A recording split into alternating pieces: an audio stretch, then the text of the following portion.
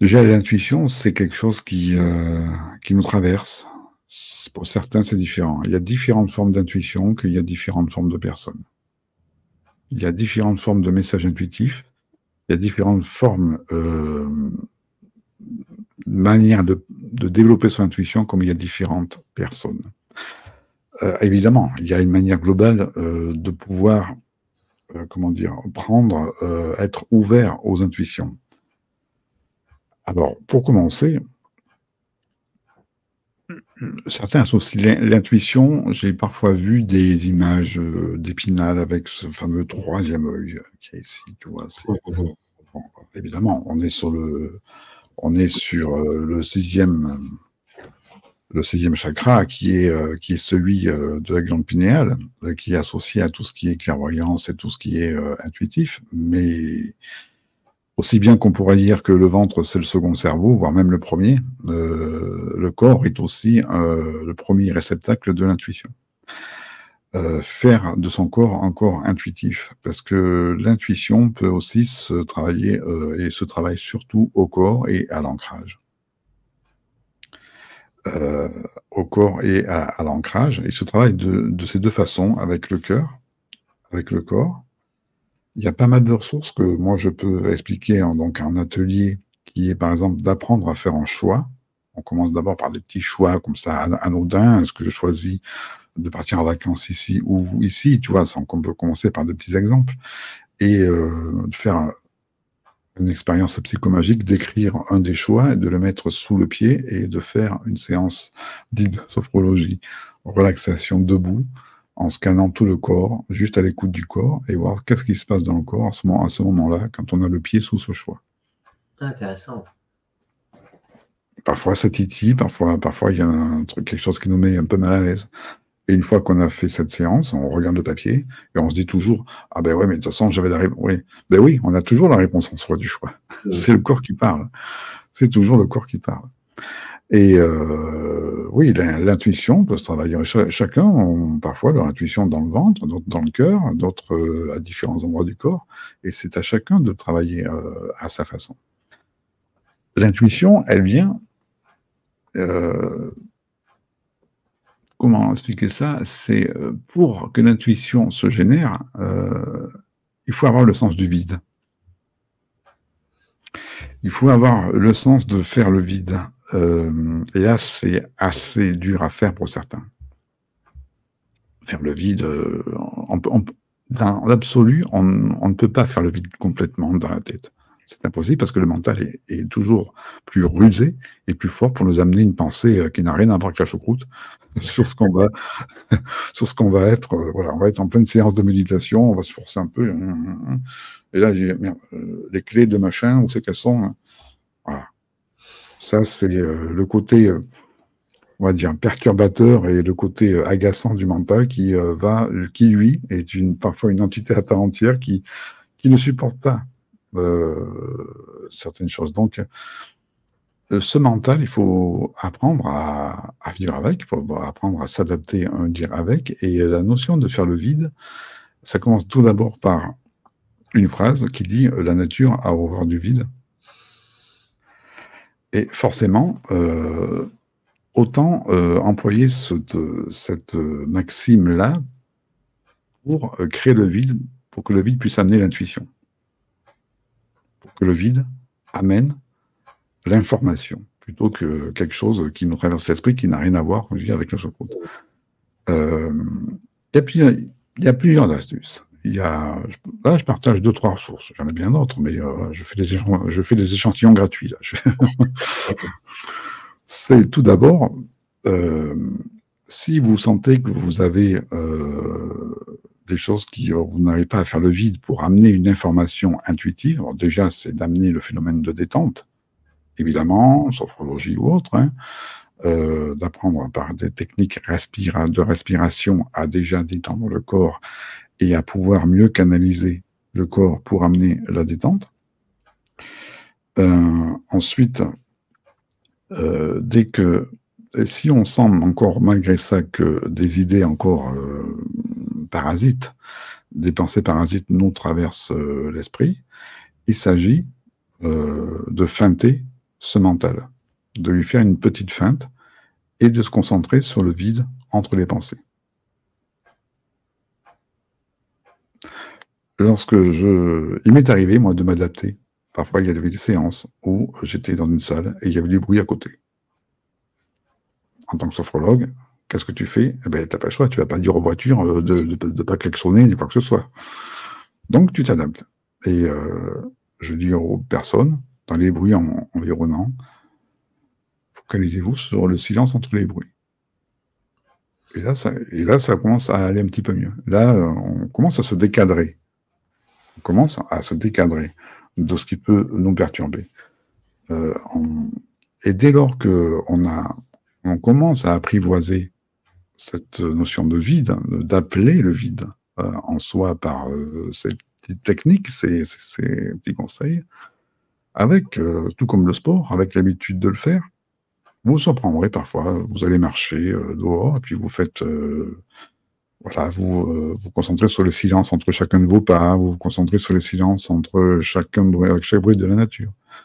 Vous êtes en vous-même, vous êtes encore plus en dedans de vous-même, même si vous êtes dans la dynamique de la marche. Et là, vous vous surprendrez peut-être avoir une petite information sur quelque chose qui va vous apparaître, une idée intuitive sur quelque chose qui vous agaçait il y a 1 heure. C'est ça l'intuition. C'est pouvoir avoir eu l'idée intuitive pour s'adapter à chaque situation. Et pour s'adapter à chaque situation, c'est forcément pas la tension du stress qui va nous aider.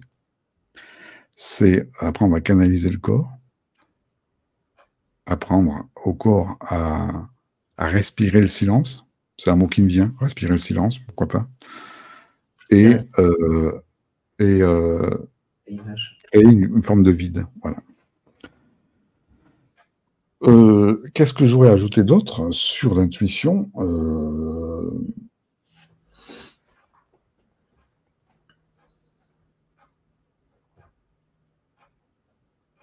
Oui.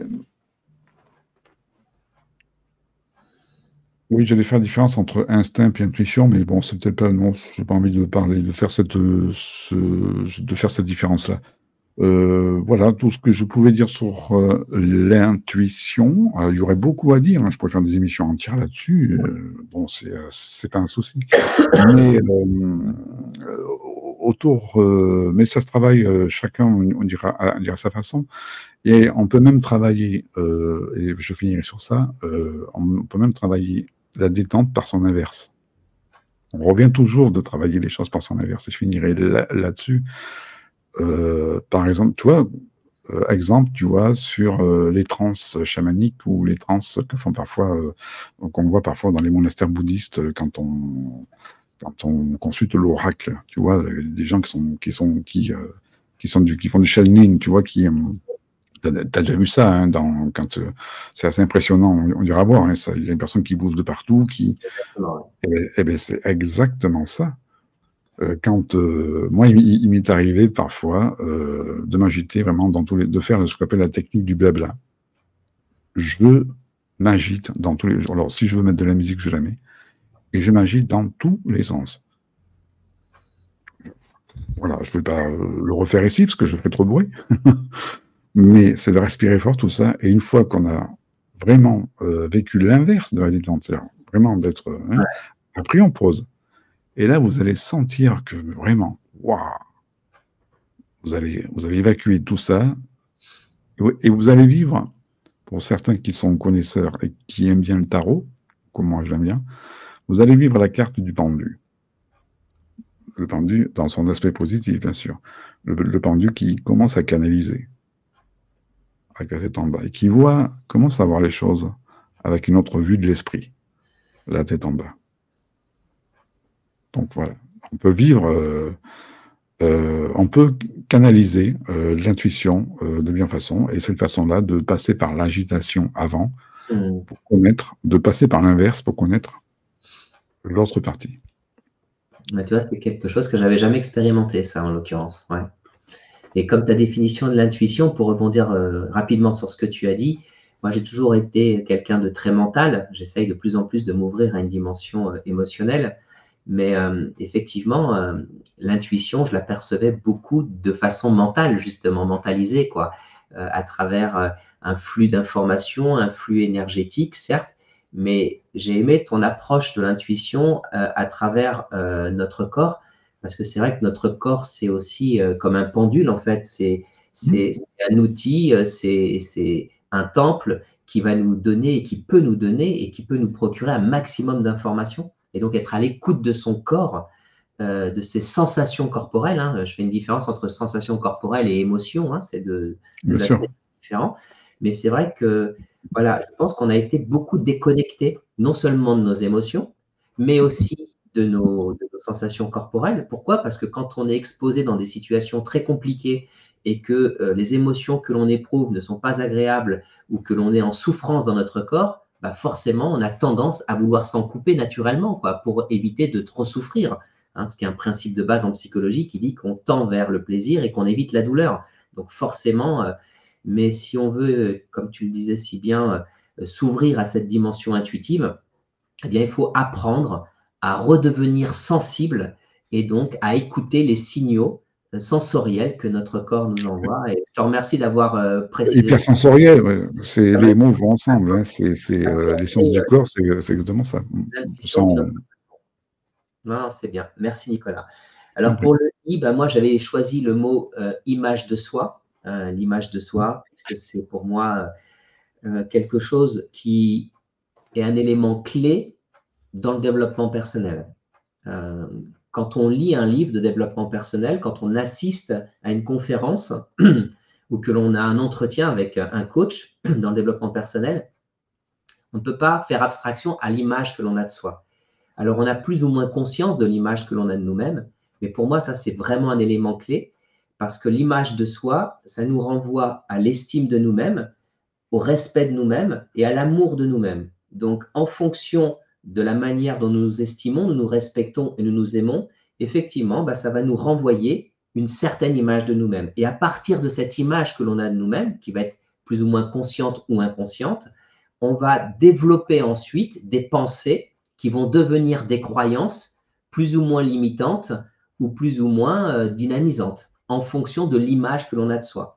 Et donc, ça, c'est quand on parle de mindset aujourd'hui, beaucoup de gens vendent des méthodes sur Internet et disent et abordent de plus en plus la notion de mindset. Et c'est vrai que bah, l'image de soi, elle est vraiment au cœur de cela parce que si j'ai une saine image de moi, une bonne image de moi, alors effectivement, je serai en capacité de pouvoir me lancer dans des projets avec beaucoup plus de foi et d'optimisme et de confiance que si j'ai une mauvaise image de moi-même. Voilà. Donc, c'est très important de conscientiser au maximum quel est le degré ou le niveau de l'image que l'on a de soi-même et de prendre conscience en fait que l'image que l'on a de nous-mêmes, c'est rien d'autre qu'une interprétation de l'ego qui, lui, va s'identifier soit par rapport au corps, soit par rapport à notre dimension émotionnelle, soit par rapport à notre dimension énergétique, soit par rapport à notre dimension mentale ou spirituelle. Donc notre corps, en fait, notre ego, pardon, lui, il va interpréter le monde à travers les différentes perceptions qu'il va avoir. Et ça, donc, ce sont nos cinq sens qui vont effectivement être là pour filtrer tout ce que l'on va expérimenter depuis l'extérieur et qui va nous donner une idée de ce qu'est le monde extérieur. Et à partir de là, ça va nous donner le sentiment d'être quelqu'un d'utile, d'être quelqu'un de généreux, d'être quelqu'un d'important, etc. Donc voilà, en étant continuellement exposé à notre environnement extérieur, notre ego va en permanence, en fait, s'identifier à un personnage qui va avoir une certaine image de lui-même. Et c'est donc à partir de cette image que l'on a de soi-même, eh bien, que l'on va ensuite pouvoir bâtir ou non certaines choses de façon efficace ou non. Donc, c'est très important. Après, lorsque l'on est dans le domaine de la spiritualité et qu'on est dans une quête de recherche de soi, de connaissance de soi, eh bien, on découvre de manière souvent intuitive que le monde extérieur est le reflet du monde intérieur. Et donc là, de cette façon-là, on se laisse beaucoup moins influencer par l'extérieur, parce qu'on se dit qu'en réalité, tout se joue à l'intérieur de nous.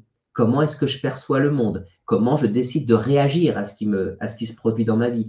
Et donc, à partir de là, eh bien, notre image de nous-mêmes, elle n'est plus autant impactée par les influences de l'extérieur que par ce que l'on va nourrir à l'intérieur de nous-mêmes. Qu'est-ce que je crois? Qui est-ce que je crois être? Comment est-ce que je me sens?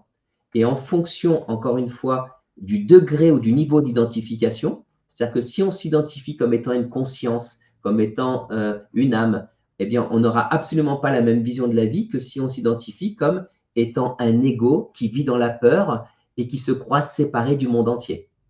Et là, dans l'image de soi, pour nourrir une bonne image de soi, en tout cas la meilleure qui soit, ben, il y a deux outils qui me semblent utiles, enfin en tout cas deux facteurs qui me semblent utiles, c'est de se rapprocher de la physique quantique qui, elle, a énoncé donc beaucoup de conclusions, mais il y a deux aspects de la physique quantique qui sont, à mon sens, essentiels. C'est la dualité onde-corpuscule, qui dit que la conscience exerce une influence sur l'objet d'observation, et l'intrication quantique, qui dit que nous sommes tous interreliés, interconnectés.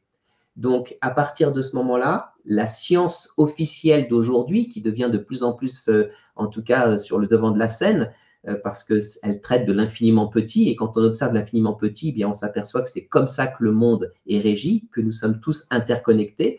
Nos sens ne sont pas en mesure de pouvoir nous faire percevoir que le monde est interconnecté. Mais la physique quantique, quand on prend deux photons ou deux électrons et qu'on les associe et qu'on les sépare à plus de 500 km, eh bien, on s'aperçoit qu'ils réagissent instantanément.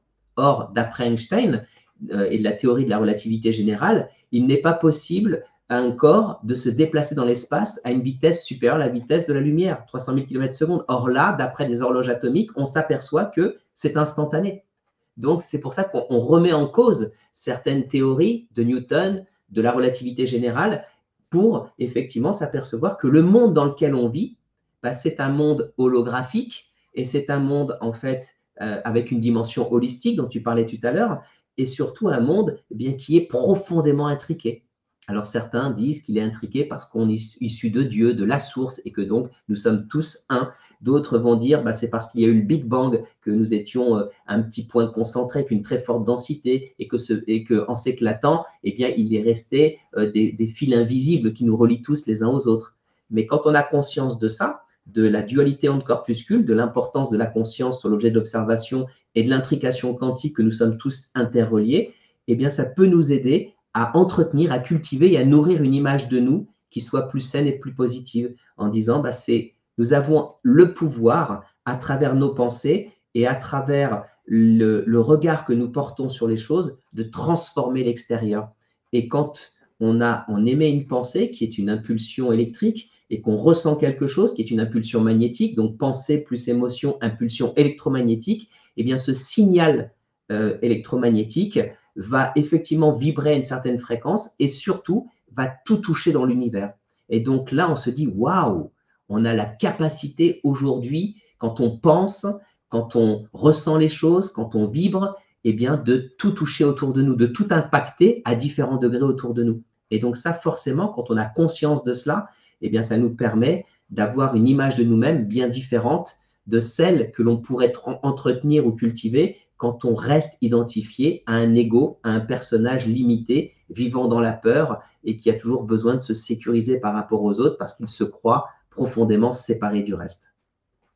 Voilà ce que je voulais dire sur l'image de soi.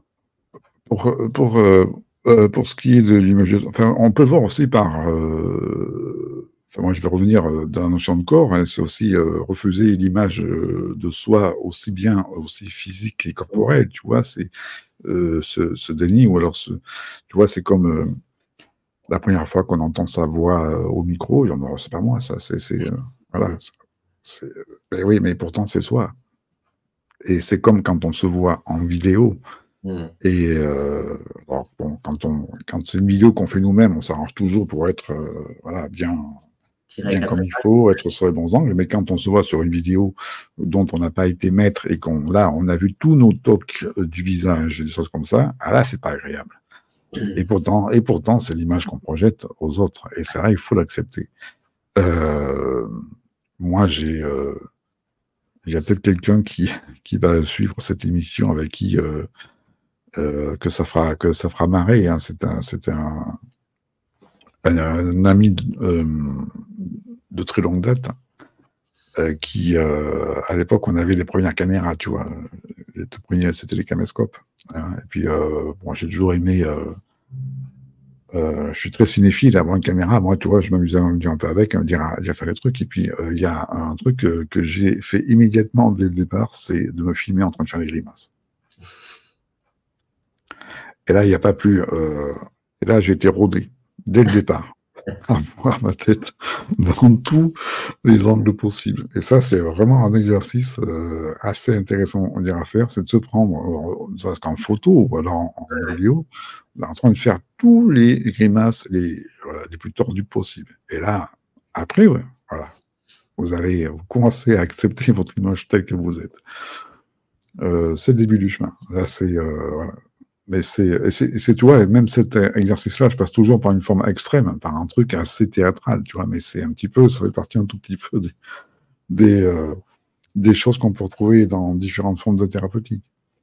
Voilà pour finir dans l'image de soi. Hein, voilà pour, Ce qui est intéressant, Nicolas, tu vois, c'est que moi, j'ai une dimension très mentale quand même. Et donc, quand je parlais d'image de soi, je parlais beaucoup. Ah non, mais j'ai compris que ça allait dans ce sens-là. Hein, il y a pas de souci. Avec ton expertise et ton métier qui te ramène au corps, bah, ça permet de compléter et de dire que bah oui, l'image de soi, c'est aussi l'image de notre corps, tu vois, à laquelle j'ai très peu fait allusion, sinon pas dans mon approche. Et c'est ça qui est très intéressant, c'est de pouvoir effectivement partager nos visions et à partir de nos sensibilités. Tu sais, Patrice, hein, moi j'ai été dans les organismes, dans certains organismes, pour l'insertion et tout ça, ils font des ateliers qui s'appellent image de soi, et puis ça va dans ce sens-là. C'est-à-dire image de soi, posture et puis tout ça pour l'entretien d'embauche ou autre. Et là, tu fais travailler différentes formes de posture, voilà, des choses comme ça. Et ça va dans ce sens-là. On dirait aussi, mais ton sens plus global et bien entendu aussi, hein, je suis tout à fait d'accord avec toi.